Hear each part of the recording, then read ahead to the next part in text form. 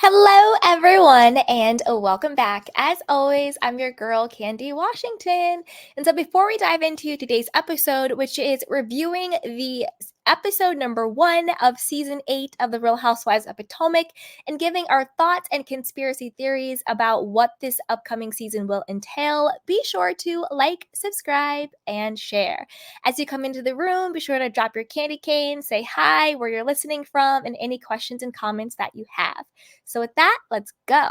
So this is my overall thoughts on the season and the season premiere. So this is what I figured out.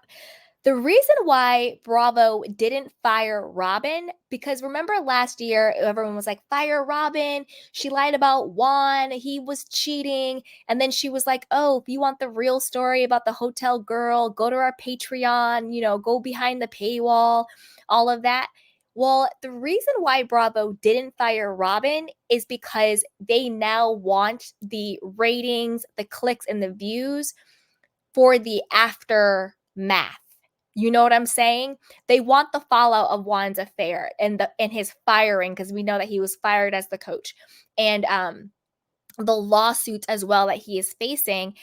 Bravo wants the juice. They want the money. They want the clicks. They want the views. They want the ratings of all of the fallouts of the aftermath, right? Think Sandoval. It's like if Bravo would have just fired Tom Sandoval ahead of season 11. But it's like, no, wait a minute. We need people to come and be held accountable, and we want answers. So I think that's the reason why Bravo didn't fire Robyn, is because they want to cash in on the aftermath of everything. Shout out to Foxy in the Suite. What's up? Says, hey, Candy and everybody. Hey, the Court of Public Opinion. Thank you so much for being a channel member. What is up? Says, hey, Candy. Hey, Foxy. Hey, Velda. Oh, this is Robyn needs to be on here so she can be grilled and roasted well done. Exactly. Fox says, why fire her when she finally have a storyline? Exactly. Hey, Darren. Darren says, hey, Candy. Hey, sweetheart. Just wanted to give a couple shout outs real quick to, my candy canes. So that's why I think Bravo was like, no, we're not going to fire her. We're going to milk it. We now have a cash cow. Hey, chocolate chunks. Hey, what's up, sweetie? How are you? Thank you for being a channel member. Okay, so that's what I think is going on. Now, with that being said, it is so obvious. I mean, obvious that production put Giselle number 1 and then the rest of the cast on notice. Like, you are on notice. You need to come for Robyn. You need to come for Juan. You need to really step it up. That's why this episode we have, what's her name? Giselle holding the whole, Ponderosa powwow intervention with Charisse and Ashley, because it's very clear to me, and I'll talk more about this when we get to the slide on Giselle, that they were like, listen, you were in on the okie doke. You knew she was lying. You did the whole check us out on Patreon on our podcast instead of saying watch it on the reality show that actually pays my bills. So you need to step it up, or you're also on the line, because people were calling for both Giselle and Robyn to be fired, especially with the whole deflect gate. Like, oh, let's not talk about what's going on with Robyn and Juan. Let's lie on Chris Bassett. Let's lie on Karen. Let's poke the finger at everybody else. Okay. Now, I personally don't think we need Charisse back in any capacity whatsoever. That's just me. I'm not a Charisse girly. To me, Charisse is still very dry, very stale, very giving bitter Betty. Like, Charisse doesn't give anything to me. I'm not really sure why we keep trying to make Charisse happen. Like, she didn't even get back full time. She's still like a friend of Charisse, go off into the sunset. I'm confused. She gives nothing. My prediction, and I hope I'm wrong on this, but I don't think I am. I think it's going to be another dark takedown season. I really do. I really do. One, because we saw the fight that was leaked for the season finale. I forgot who was fighting. It was like another friend of was fighting somebody, another big old fight. And I'm so tired of the violence. To me, the violence is exhausting. It's no longer a moment. It's no longer a gag. It's no longer a storyline. It's just sad at this point. So I do think it's going to be another dark one.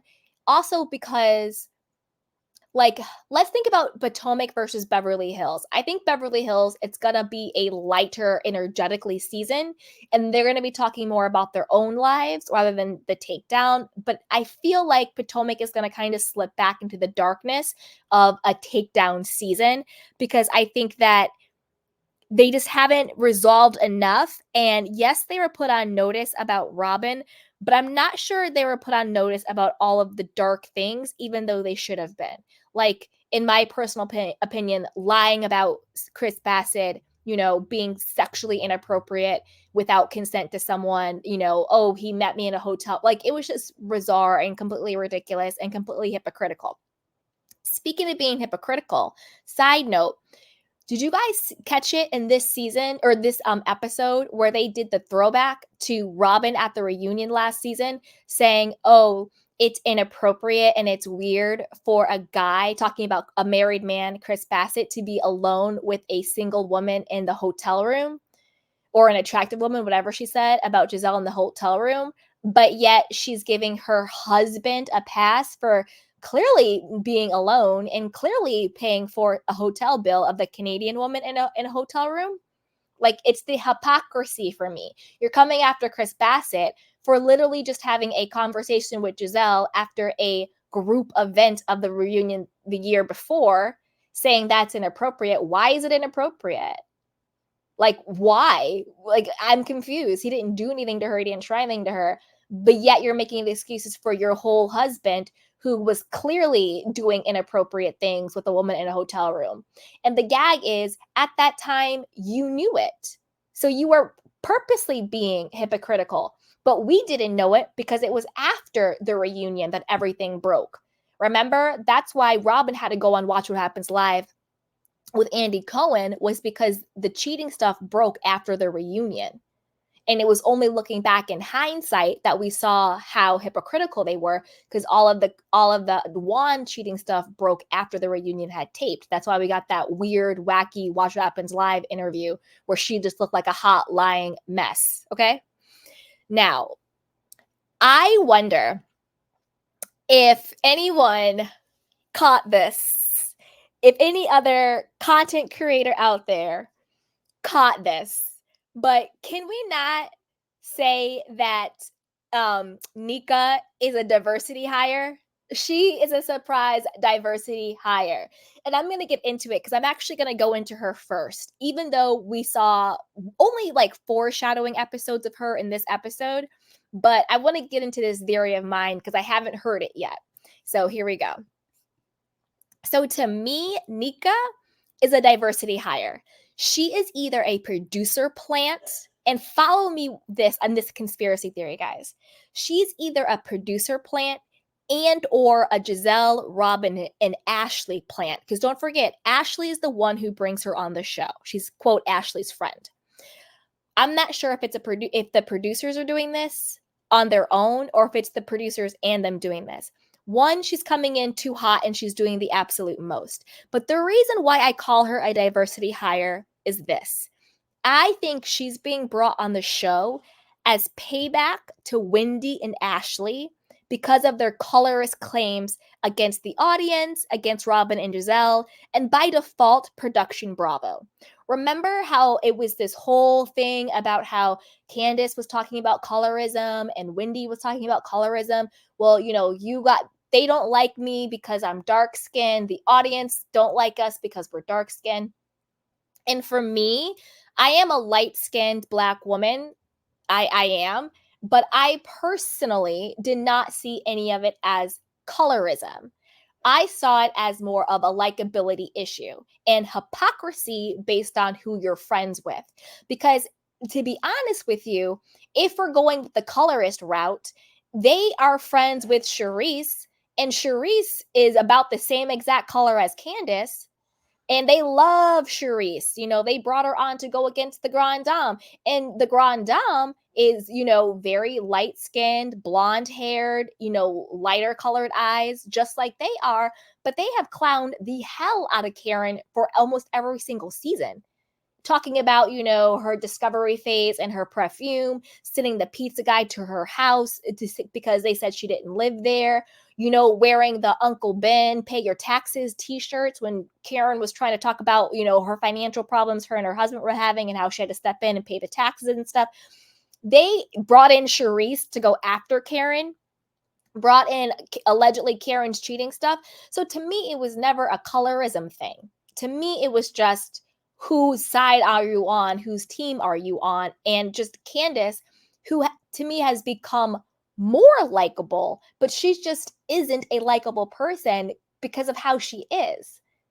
People like, oh, she reads her mouth, but I'm like, sometimes you say things that are just like really mean and evil and you hit below the belt, and to me, it was more of a likability issue. And when it came to me with Wendy, to me, Wendy was a little boring. She was a little flat. She was doing the absolute most. She was being really extra.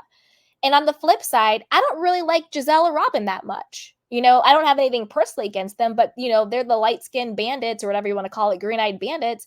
And I think they have the same problem. They also aren't that likable. Clearly, they lie all the time. They're super hypocrites. They go after people. They go for families and relationships and husbands and marriages, They also don't have storylines, so they poke and prod. They're also not that likable either. So I never saw that, but I think the reason why they're bringing Nika in is because Nika is the same, complexion-wise. She's Nigerian like Wendy is.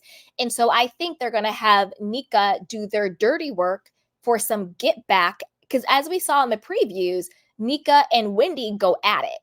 They go at it. And I'm going to get more into what she said about Wendy on Wendy's slide. But they're going at it.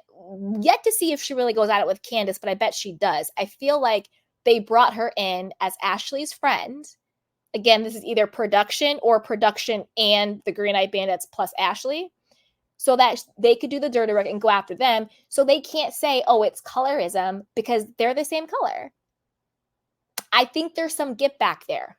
I really, really do. Thank you so much, Shady. Says, I agree. We don't need Charisse back and the Nika plant. Thank you, Shady. I thank you so much for the super sticker or the super chat. I really appreciate that. I agree.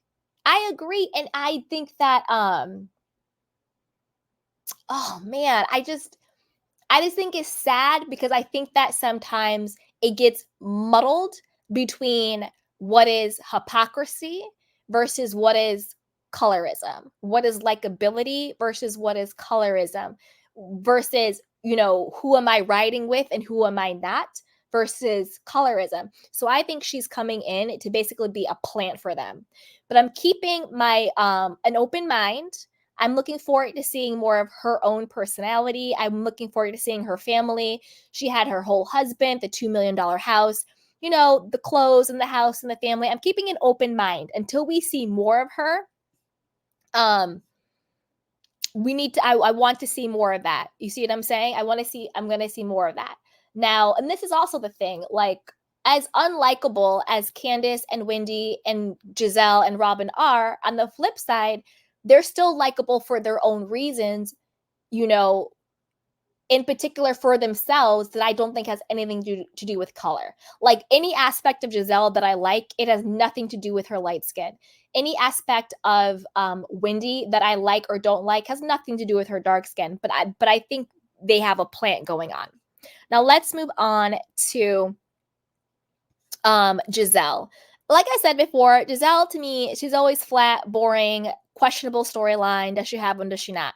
Now, the reason why I think that Giselle is going so, not even hard, but just holding Robyn the bare minimum of accountability. Like, she had her over to her house. They had champagne. It was like softball questions with like Ashley and Charisse. The only reason why I think she's doing it is because production said, listen, you're on the chopping block too, boo-boo. Either you come in this season and you start exposing secrets and you start, calling your green-eyed bandit girl Robyn to task, or you can be replaced too. Because if one thing's the Housewives at this point know, after Vicky, after Nene, after Lisa Rinna, after whoever, is that everyone is replaceable and no one is safe. That's why they're all doing the absolute most to keep their spots. And this is across all franchises. And I think she was put on notice. And I think that Giselle cares more about the fame, cares more about that Bravo check than she does her loyalty to Robyn. And I don't think she wants to do this to Robyn, but I think that she needs the check and she wants the fame more than being loyal to Robyn. And what I mean by being loyal to Robyn is that they equally have held each other down. They equally have kept each other's secrets. They've equally have, come up with schemes and scams to deflect from their stuff onto other people, going after Ashley, going after Karen, going after Wendy, going after Candace. They've systematically, that's another thing about the colorism. They went all the way after Ashley, before. So they're equal opportunist hypocrites. You see what I'm saying? But they continuously go after people so we don't look closely at them. And they've done it as a united front. And I think this is why because there's been foreshadowing that there's going to be this breakdown of the Green-Eyed Bandits, right? And I think that's going to be at the core. I think Robyn is going to feel betrayed. Like, chick, I have held you down with your fake Jamal storylines. Like, I knew you were not back with Jamal and you were doing that for a storyline, but I held you down. Now you're going to turn around and call me out because you don't want to get in trouble with production. And that's what I think. To me, it is so clear. I think that if Giselle was not put on notice by someone at production, I think she would be right up there with Robyn. I don't know what y'all talking about. Robyn and Juan are good. They're happy. They're making it through. They're okay. Blah, blah, blah, blah, blah. Everything is cool. What Canadian girl? What blah, blah, blah, blah, blah. You guys are jealous. You guys are crazy. Let Robyn and Juan live. Blah, blah, blah, blah, blah, right? Just like she did last season, knowing good and well, to me, Robyn and Juan's situation has not changed. They have an agreement. They want to be there for the boys. And when Ron had the job, he wanted that appearance of being a family man, a husband, and a father. Because in certain circles, the coaches' circles, the executive circles, it matters. That persona matters. The men who are married have more prestige than the single men or the baby daddy men, right? They have more prestige. And so I think that Juan was really trying to elevate. He was the head coach. He was, working at a great university. And I think to be in certain circles, even though they're still doing their dirt, these men in their circles, they have the wife, but they probably have 5 mistresses on the side. It's about the persona and the image and the look. So I think that Robyn was like, yeah, let's just say we're still together. You do you, I'll do me. Just don't embarrass each other. So I can have a storyline on the show, our fake remarriage, and you can get into that circle of, a seat at the table of certain type of men, because they need to have the wife and the kids and the white picket fence, because the world we live in certain circles, you get further along when you're married, when you're a family person. It's just how it is. Even look at politics, single people running in politics have a hell of a lot harder time than the family man running in politics. It's all optics, right? And so I don't think anything between them actually changed, because they never really were back together in a serious monogamous type of way, right? But I think what has changed is the public perception of them, because now we see how much they were lying and how everything was going down, right? So I think that Robyn would have been right there with her, keeping the lie up. Because don't forget, last season, Giselle was the one who let it slip that Robyn was the only person whose name was on the house they live in now. So the house we see them in now, Juan's name is not on that house. Remember last season when Giselle let it slip? Because she thought she was being slick. She thought she was doing a dig at Ashley, when Ashley was like, oh yeah, I'm divorcing Michael. We're getting separated, but he's going to buy me a house. And Giselle was like, oh no, like, what smart woman would have another man's on the house if they got not together? Robyn's the only person who named on her house. And Ashley And Karen was there too. And they look shook because they were like, whoa, wait a minute. Robyn's the only name on the house. And they could tell that even they were trying to like backtrack, because I do think there's a code, right? There's a code. I don't even think they were trying to expose Robyn like that. Even Karen was trying to be protective. She's like, oh, really? What? Oh, no. And then you could tell Giselle realized how much she slipped up, and it was like, oh, I mean, I don't know, but talk about something else, blah, blah, blah, blah. And then you had the next episode where they had to do that cleanup scene where Robyn was just like, oh, it's because of the foreclosure from before, and this way it's just easier, blah, blah, blah. And I'm like, no. His name is not on that house because y'all ain't in a real relationship. And you and your parents are the ones who bought that house. That to me is so clear.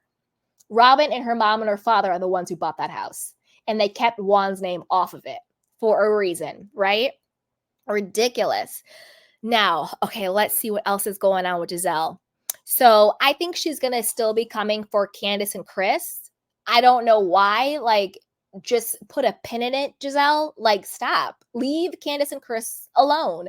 Like, even the blogs now, she's like, oh, I told you so. Because we'll get to it when we get to Candace's slide about the Chris cheating allegations and everything. But it's like, Giselle, shut up. And it's not I told you so. To me, these are, and I'm going to do another separate video on this, but I'll touch on it right now. To me, these are two separate buckets altogether. This is column A versus column B. There is no correlation between Chris Bassett's cheating allegations, which I personally don't even really believe, against Candace, versus Giselle saying that she felt that he was being, assaulty with her, in a hotel room where she felt so uncomfortable, that he was going to do something without her consent in a hotel room. These are two astronomically different conversations. So for her to say, I told you, literally makes no sense. And Ashley needs to stay all the way out of this conversation because her whole thing was debunked. Oh, he slid into my DMs. No, he responded to a story you did, Ashley, because he was working, trying to promote the place that he was, some hotel or something that he was trying to promote. And he knew he would get more money. He would do a better job if he could get, castmates to come and post. He was not checking for you, Ashley. Like, please shut up, sit down, and have several seats. If you have an issue with Candace, take it out on Candace. But to take it out on Chris is wrong and evil and very, very dirty and very, very dark. And I think this season is going to be dark too. I do. I think this is going to be another dark season because I don't think they got the memo to lighten it up. I think they just got the memo to expose Robyn and Juan. You see what I'm saying? Okay. Now, when it comes to her quote relationship with Jason Cameron, her Bravo PR relationship. For those of you who do not know, Jason Cameron is also a reality star on Bravo. He was on Winter House for 2 seasons, I believe. This is my personal opinion. I personally do not believe Jason Cameron is into Black women. I don't believe this relationship. As much as she has blonde hair, blue eyes, or green eyes, blonde hair, light skin, at the end of the day, when pen comes to paper, Giselle is still a Black woman at the end of the day. And I do not think Jason is into Black women. I don't. Also, they had zero sexual chemistry. I mean, it was cringy. It was awkward. She was doing that weird, funky dance where she had no rhythm. He was making like at-home sushi. Like, Jason, get out of here. I think it's a Bravo PR relationship. I don't think this is real. I think Jason wants screen time. I think Giselle wants a storyline. She lives in Potomac. He lives in New York. He is at least 17 or 16 years younger than her, if that, because maybe she's lying about her age. Who knows? I think it's fake. I think it's forced. I think it's very phony. I'm not here for it. It's giving Paige and what's his face? Oh, what is his name? Paige and Craig. Paige from Summer House and Craig from Southern Charm. It's giving fake Bravo couple vibes. I live in a different state than you, but we're so in love. Get out of here. Miss me with it. Very, very cringy. I don't believe it for a second. And I believe Candace when she says, worry about your boyfriend for hire and don't worry about my husband. I don't believe it for a second they're together. Just not one. It was so gross. So gross. So gross. All right, let's move on to the other green-eyed bandit, Robyn. Robyn still with the fake excuses and scripted explanations for Juan being sloppy and exposed by other women.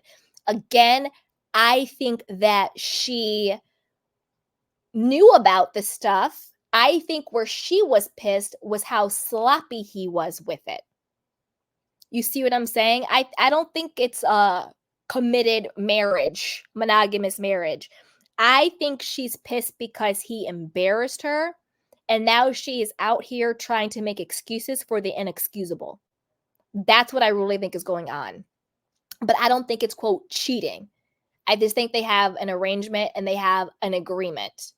I want to know, like, does Robyn have a boyfriend on the side? Does Robyn have a girlfriend on the side? Like, I want that to be exposed, right? Like, that's what I'm saying. Like, I want to see what is going on with Robyn's side pieces. They need to come out, okay?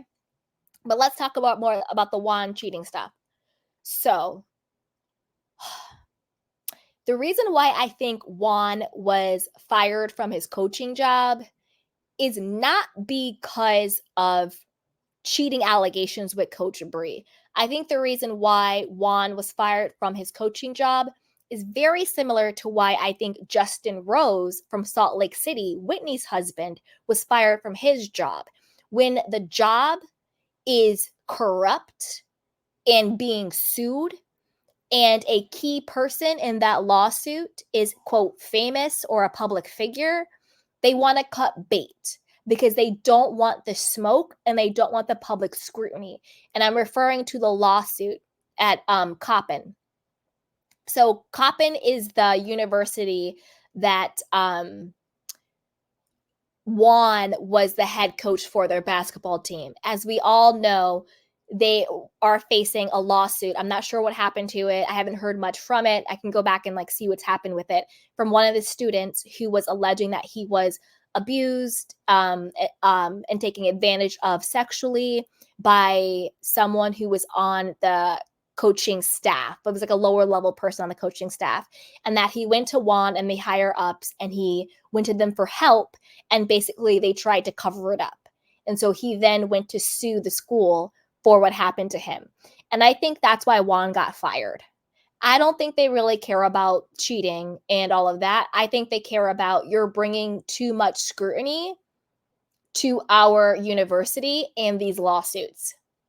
Because I think normally they would have either just quietly settled or quietly bullied the person into shutting up and going away, because that's what these corporations, because a university is a corporation, like they're industries. And so usually these big industry corporate types, they either give you a little money for you to shut up and go away, or they bully you into shutting up and going away. So you're too scared to continue. And I think the fact that Juan was so hype, not Juan himself, but you know what I'm saying? Like with the show and Bravo and the cheating and everything, it was like the perfect storm where they're like, we don't want this smoke, so you gotta go. That's because I don't think they really care about cheating, but they do care about lawsuits. They do care about that. They care about money. They care about donors. They care about PR. They care about their image, right? They care about endowments. So that's why. Now, when it comes to the Canada woman versus Coach Bree, I think with the Canada woman, definitely cheated. He didn't fly her from Canada to Potomac for a picnic and then put her up in a hotel and pay for the hotel to play Scrabble. Like, none of us are dumb. None of us are stupid. Like, he was in a relationship with Canada woman. They smashed, she pretty much said this herself. You know what I'm saying? And it was what it was until his creepy friend tried to sleep with her too. Because do you guys remember there was the allegation going around that Juan and his basketball friends and all of them, they liked to pass women around. and like sexually pass women around.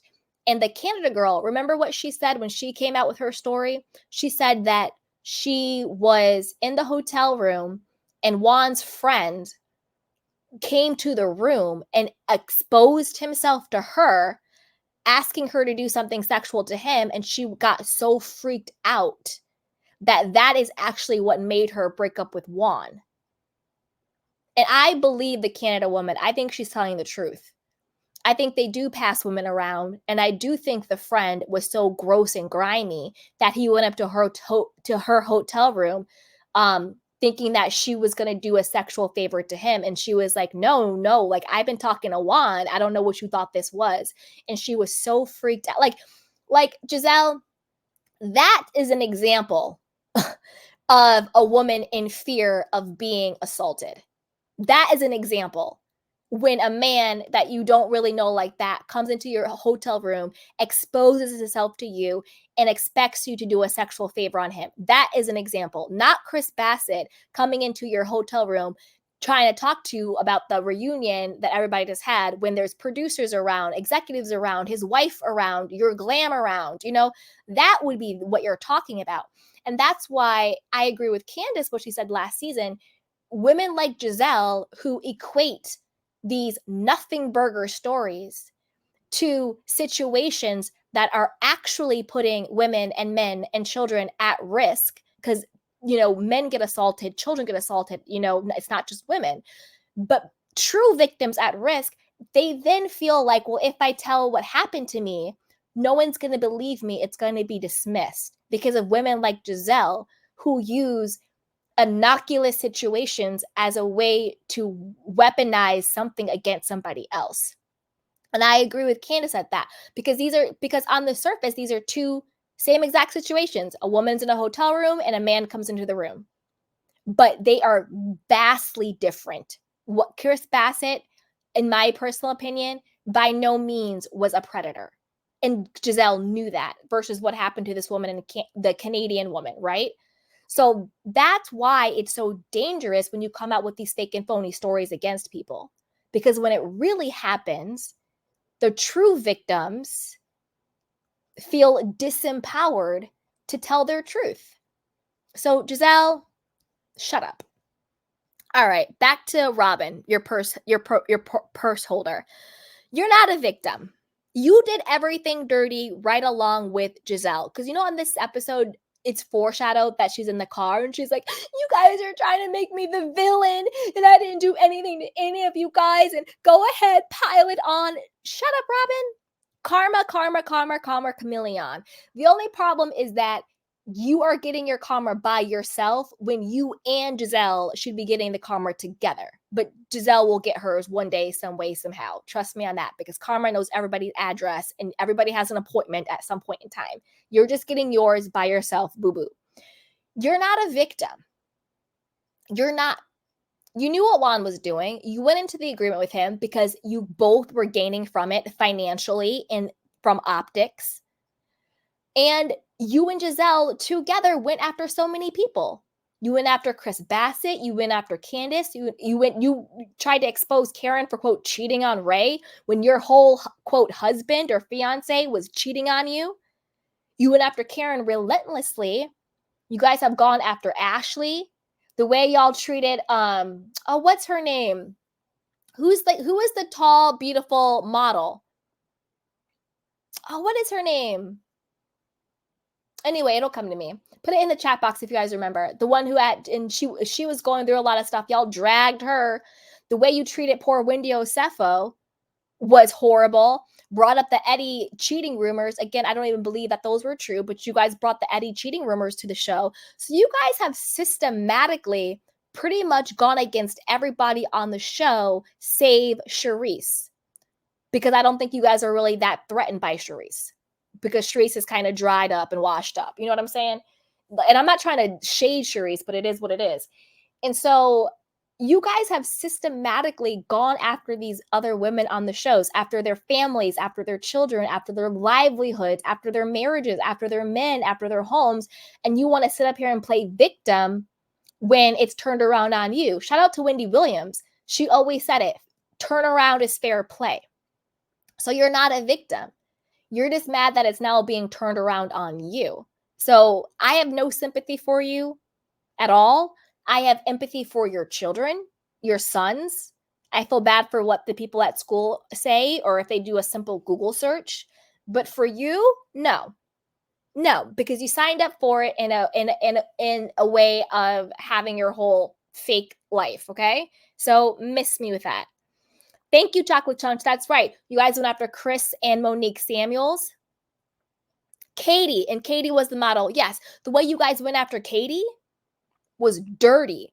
When Katie was struggling mentally, we all saw Katie was going through a lot. She was going through a lot. And they had no sympathy or empathy for her. So turnaround is fair play, and you're getting what you're getting because of what you did. You know what I'm saying? Like, it's crazy. Get out of here with that. And is the marriage even legal or real? Nobody's seen a certificate yet. Was it a spiritual ceremony? Was it a promise ring? Was it a party? Who knows what the hell it was? Even your own sons, and I'm not talking about children because I'm not that dirty, but even your own sons looked bored and in non-belief at the wedding from the clip we saw. So it's crazy. It's absolutely crazy. All right, let's move on to Miss Grand Dame. Okay. So when it comes to Karen, I think her storyline will be calling out Robyn and Juan and also combating the green-eyed bandits and Ashley and Nika. Because to me, it's so dirty how they tried to crown Nika the new Grand Dame. Sorry, you guys. Like, miss me with that, right? Like, there is no other Grand Dame. It is Karen all of the way. 100%. Oh, I need some water. Oh, it's okay. I'll keep going. So, yeah, it's like Karen all the way, right? And to me, it's so dirty and grimy how much they keep trying to come for Karen. Like, leave Karen alone. So I think it's going to be her against them. And then I also think it's going to be Karen versus Mia. Maybe they'll make up in the next episode or two. But don't forget, Mia was the one who got sloppy drunk and was like, oh, yeah, there is this whole rumor that Karen was sleeping with some guy at some store or some restaurant or some crap she was saying. So who knows? But personally, I am Team Karen. I love Karen. They really need to leave her all the way alone. And she's going to hold her own like she always does. I also think producers put a little bug in Karen's ear to go in deeper with the Robyn's situation, you know? And you know how I know this? A couple of things. One, and this was a huge tell. Karen, Charisse, and Giselle, did you notice all three of them used the same exact word to describe Robyn? Some form of delusion or delusional. And I think when that happens, when you have that pattern, it's because that is what they told you to say. That is a narrative, that is a storyline, that is a scripted piece they're trying to put out there. Because when Karen had her little powwow with Wendy and Candace, Karen said, is she being delusional? Is it a delusion? Charisse said, is she delusional? Is she having a delusion? Giselle used the word, I don't want to call her delusional, but I want to see if she has another perspective on the situation. I don't think that's a coincidence.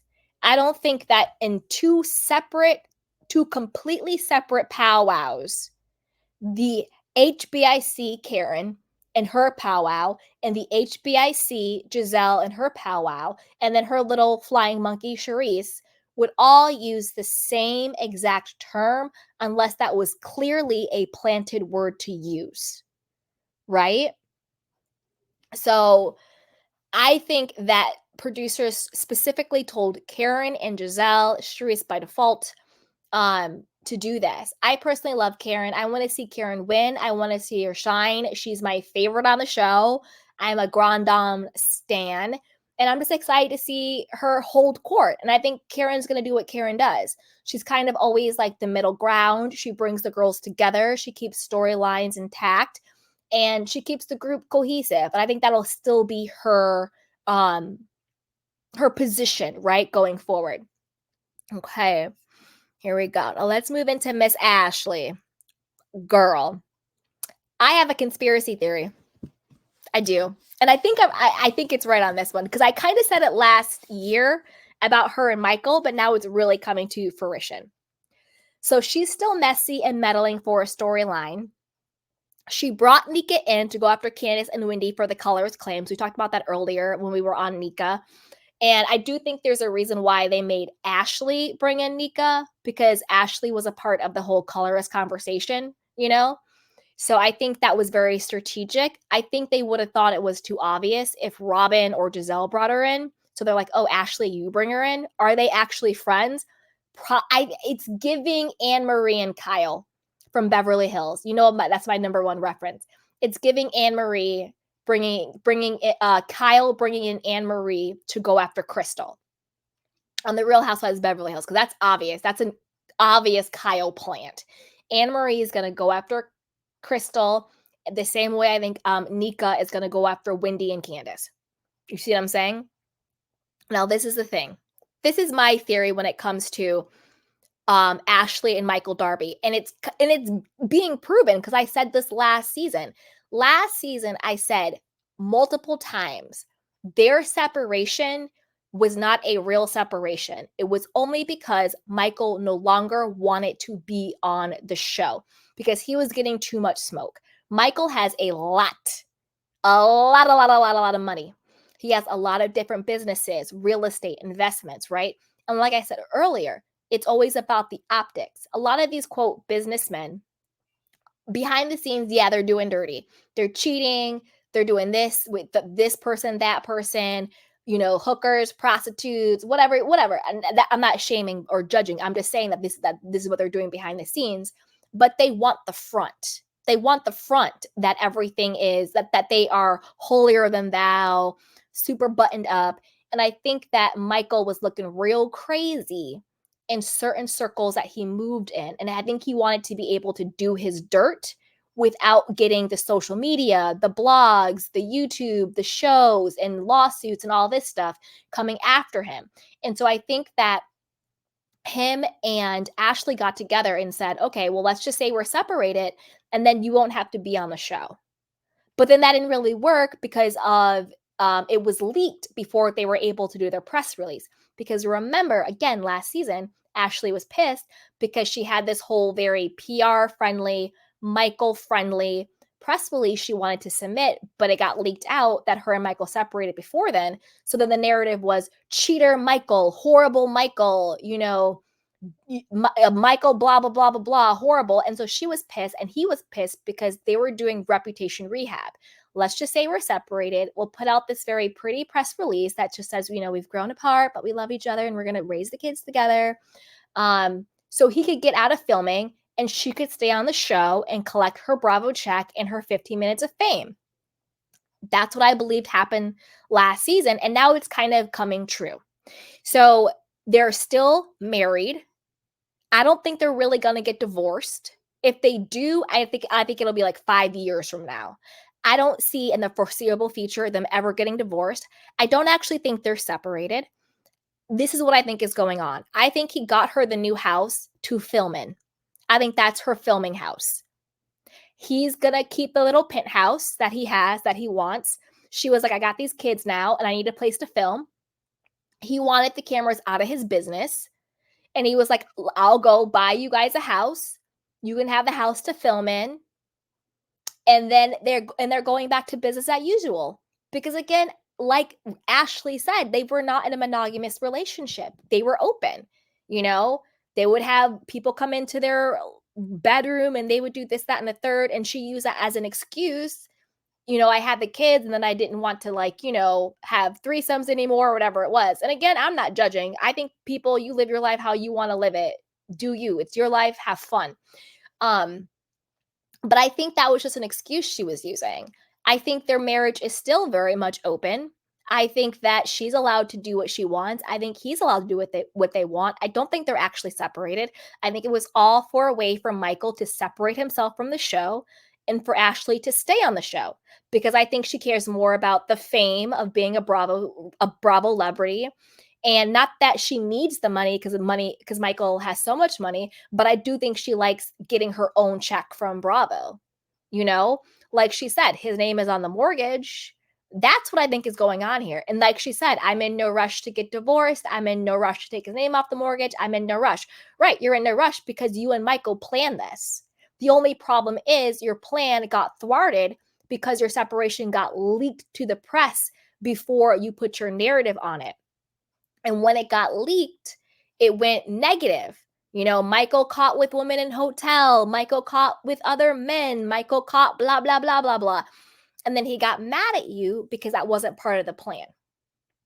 So, Ashley, I see you. You're not separated from Michael. You're still very much married, and it's still very much business as usual. And now you have a house to film in with your boys.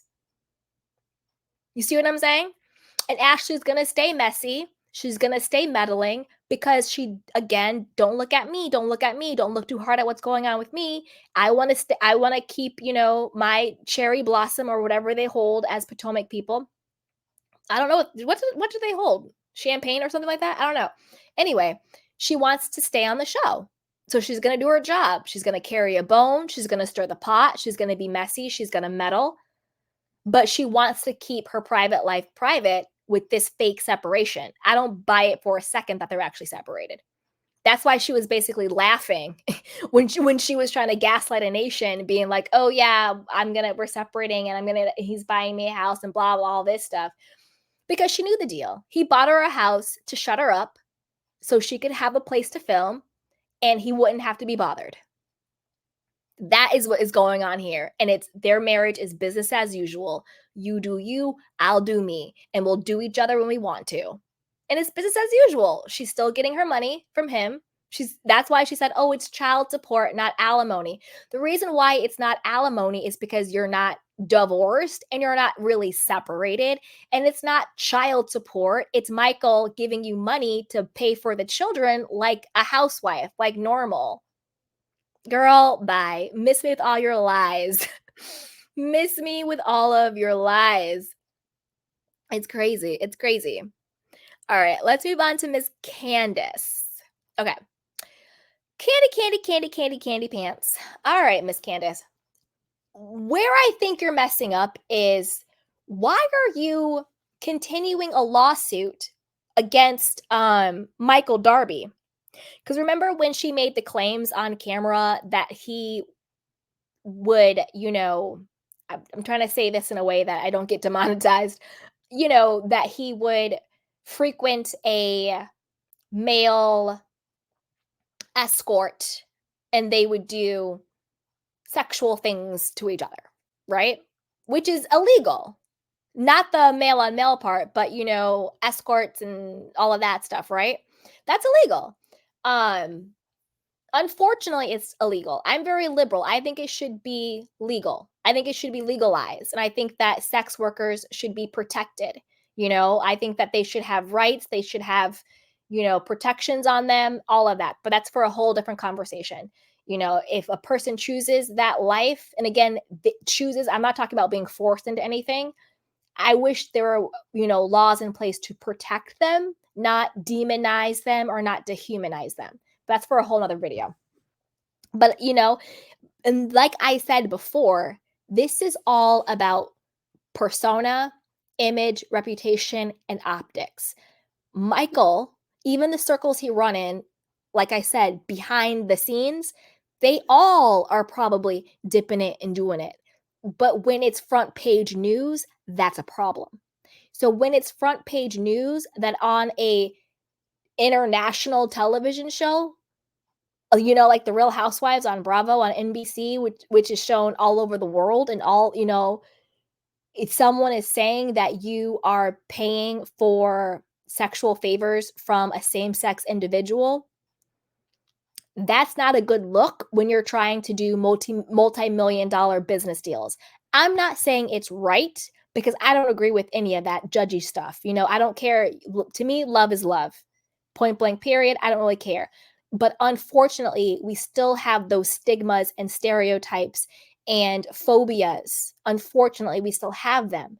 So even though behind closed doors, they're probably all doing it, when it comes to front page news, it's not a good look to be doing business with somebody like that in these different types of circles and worlds. And Michael has a lot of money and a lot of businesses, and I'm sure that was affecting his paycheck, his bottom line, his businesses, his reputation, his investors, his partners, right? So he had, in my opinion, I think the reason why he is suing Candace is a way to save face. Now, even though whether I think what Candace said is true or not, I don't think really matters. To me, I'm like, Candace, pick your battles. If Michael Darby sent me a cease and desist or a demand letter is what you send to someone before you're about to sue them, about suing me over similar or the same stuff that Candace said, I would just say, I am so sorry I said that. I will do a public apology to you. Here's the press release. Send it to who you need to send it to. I'll put it on my Instagram, my TikTok, because at the end of the day, you need to pick your battles. And to me, it is not worth it to go into a legal lawsuit battle with someone who has oodles of money over saying things that, whether they are true or not, at the end of the day, quite frankly, is none of your business and doesn't actually matter. It really doesn't matter who Michael Darby wants to have sex with. It really doesn't matter how he gets his kicks. It would be something, to me, it would be something completely different if Michael Darby did something directly to you and you are suing him for what he did to you. When that happens, double down all day, every day. But to double down on a legal lawsuit, which costs a lot of money, legal fees and everything costs a lot of money, over you telling another man's business. I get it, you're mad at his wife. I get it, his wife is saying things about your husband that's not cool and not kosher. But to double down in the legal world over that, I think that's whack.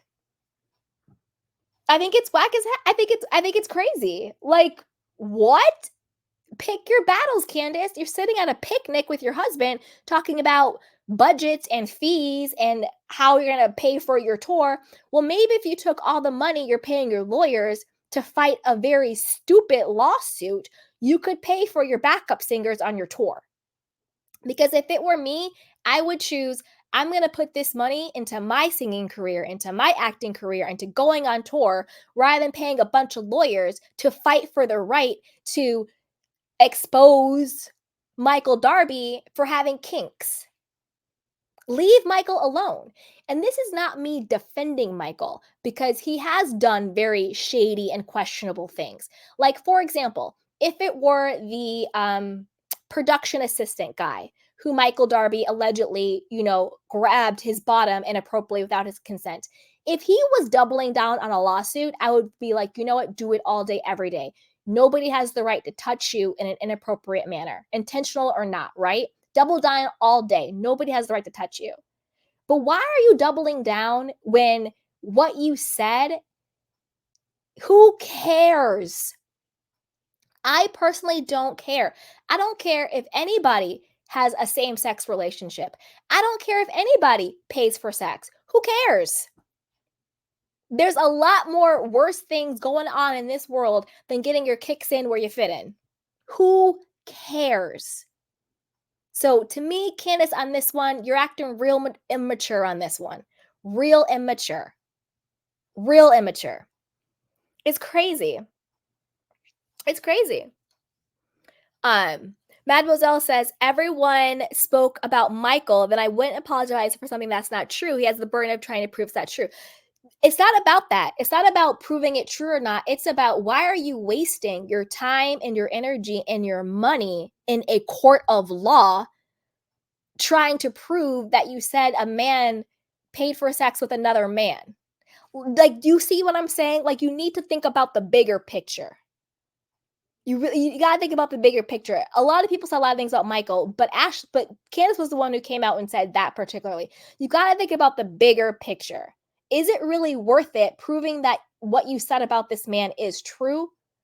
Money, time, lawyers' fees, when he's just getting his kicks in? That's what I mean by it. Like, if it was just, and that's a really good question, Mademoiselle. Thank you for bringing it up. That's what I'm saying, like the bigger picture of it. If the courts were not involved and it was just a back and forth, knock yourself out. Knock yourself out. But why are you willing to go to court and battle in the legal field over his sexuality? That's what I mean. That's really what I'm getting at. Like, there comes a point in time, and this is about emotional intelligence too. There comes a point in time where just having to be right isn't worth it. You know what I'm saying? Mademoiselle says, I don't mind going to court if I know the truth is on my side. Yeah, but again, pick your battles. Pick your battles. Is this worth going to court over? You know, it's crazy. It's crazy. I don't think it is. I don't think it is. All right, now let's go to Giselle versus Candace season. I think a season about Chris cheating allegations. Yeah, I think it'll be another Giselle versus Candace season about Chris cheating allegations 100%. 100%. But I am looking forward to seeing more of her singing and her acting career. And I need to do a deeper dive into the Chris cheating rumors. On a gut level, I don't think they're true. I just think that Chris isn't happy in their marriage. And where I think the real damage got done is actually before the Giselle hotel rumors, before the Ashley Darby DM rumors.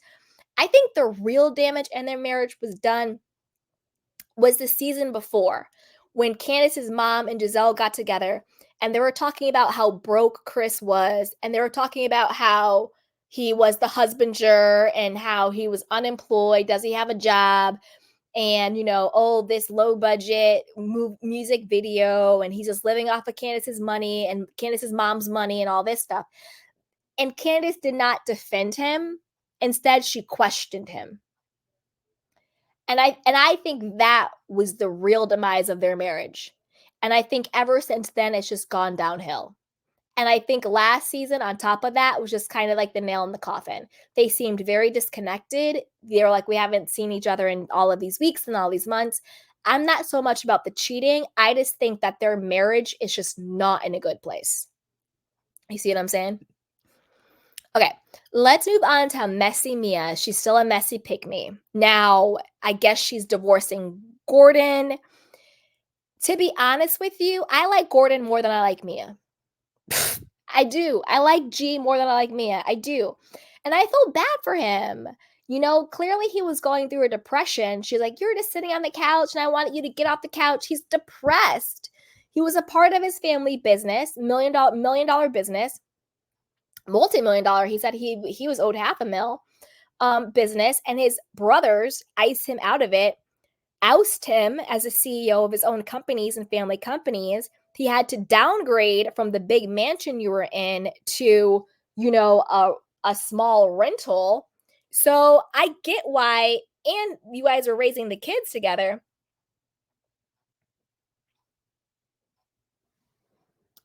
Okay. So I see how stressed out he is. I got a text message real quick. I'm good. Okay. So I see how stressed out he is. And he's probably depressed, as the head of the household, as the male of the household. And he's clearly a provider man. I get how he's depressed. Now he has to take his family to court. Like, this is a reason to go to court. When you are ousted from a multi-million dollar family business and you're trying to prove your innocence, that you weren't doing embezzling and you weren't doing fraud, this is a reason to go to court, not Candace and Michael Darby, okay? This is a reason to go to court when you are fighting for millions of dollars and you're fighting to clear your name as a fraud person or embezzler. Now, this is where I stand on this situation. I need to know, are the brothers and his family jealous of Gordon and Mia? Because a lot of times, unfortunately, your number one enemies are in your family. Your number one haters are in your family. So is this a case of jealousy where they were jealous of Gordon? You know, now on the TV show, you know, dipping it and doing it, flashing all this stuff. Are they jealous and this was some get back? Or did Gordon and Mia really misappropriate funds or do something shady and wrong or embezzle money? I don't know. I'm on the fence because Gordon was pretty convincing. He was like, the CPA said we didn't do anything wrong. And I think Gordon is a lot of things, but just on a gut level, I don't think he is a scammer in the sense that he would scam his family like this. Maybe I'm being naive. Maybe I just have a soft spot for him. But there's something about Gordon, like in his face, there's a deep sadness about what happened, not a defensiveness. Like, for example, Erica Jane, the way she reacts to fraud claims is so defensive and angry, where it's like, yeah, you did that, girl. But with Gordon, it's more of a sadness that I feel with him. It's more of a defeat. Like, I can't believe my family did this to me. And unfortunately, you do have family members that when you reach a certain level or you're doing good or whatever it is, they want to take you down and they will lie on you and they will connive on you and they will do evil things to you.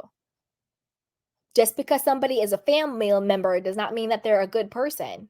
So I want to know, is it the brothers who got jealous and wanted to take him down a peg or two? Or were they really doing something shady with the money? And that'll come out in the lawsuit. You know, he says he has to take it to court and they make it a legal case, right? So we'll see. All right. I think Mia is leaving because now the money is gone. And Mia only wants to be where the money resides. And for her to be like, you know, oh, did you only marry someone for money to Ashley? I think you only married Michael for money. And then Ashley's like, well, did you only marry Gordon for money? And she basically was like, yeah, that's horrible. And I think she already has a new man. I think she's already dating. Poor G. I like G. Shout out to G. Sympathies to him. She says she cut out hard liquor. Well, that's a smart move since she's, you know, bopping people with purses and throwing drinks and trying to expose Karen when she gets some liquor in her. Who knows? But we'll see. A lot of housewives always say, I'm not drinking. So we'll see. We'll see. All right. Now let's move on to Wendy Osefo. Wendy looks different. And I'm not body shaming. I am just observing when people look different, and that's okay. Did she get like a new nose job? Because when I actually thought she was Nika when she came into the scene with Karen and Candace because I didn't really know what Nika looked like 100%. I was like, oh, is this Nika? But then I was like, no, that's Wendy. I don't know if it's contouring, makeup. Like they love to just say, oh, it's the contour. Sure. But her face looked different. And we do know she is a fan of plastic surgery, which is, you know, do you if you want to. But she just looked different to me. And to be honest, I hate saying that. That was the most interesting thing about Wendy this episode. I think it's going to spice up, though. I think it's going to spice up. Now, when Nika says Wendy and her mom are worshiping Oshun, this is scary. Scary. Now, if you are a part of the Bayhive, this section of the live may not be for you. But Oshun is the same exact goddess or deity that Beyonce worships and Summer, I think her name is Summer Walker, worships as well. And it's a type of voodoo witchcraft. This is very, very scary stuff. And this is not me saying this. All you have to do is do a Google search. Beyonce, I think her name is Summer Walker, witchcraft, Oshun. It's a type of voodoo type witchcraft that they do, I believe, in, and I may be wrong on this, so if I am wrong, I'm sorry. I believe it's like West Africa in the Yoruban tribe, or maybe even more around then area. Anyway, it is witchcraft. It is. And it's very, very scary. They create these shrines to the goddess, and they like do sacrifices and everything, and it's like tapping into that deity power. It's like the goddess of like beauty and abundance and fertility and all this stuff. Now, I'm not personally saying that's what Wendy is doing or that's what her mother is doing. Beyonce herself in her lyrics has said something about, I'm in my Oshun energy. And her Lemonade album is basically an entire homage to Oshun. Like, all you have to do is a Google search it and everything will come up. This is not me saying this. This is literally a simple Google search. This will all come up. It's all on TikTok. A celebrity witch came out and she confirmed about Beyonce and Oshun and the witchcraft and all of that stuff. This is the same exact voodoo witchcraft and the same exact goddess Oshun that they were talking about, that Beyonce worships and that Summer Walker worships, and a lot of people do that. It's very, very scary. Very, very scary stuff. I personally don't mess with any stuff like that. To me, it's God and Jesus. That's it. The rest of this stuff, it's very scary. And it's not what am I looking for? It's not going against somebody's culture or somebody's spiritual beliefs. Like, there are people within that culture who also themselves say it's witchcraft and say it's voodoo. It's very, very scary stuff.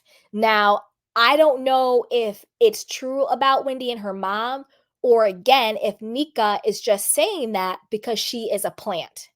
I believe 100% she is a plant this season, and she's going to go after Wendy, and she'll probably try and go after Candace. And she's either a producer plant or a producer and the Green Eyed Bandit and Ashley plant, because they want to get their get back after the whole colorism conversation. And they're going to be like, what? The new girl, she's Nigerian, she has darker skin, and she doesn't like you guys, and she's going after you. It can't be colorism.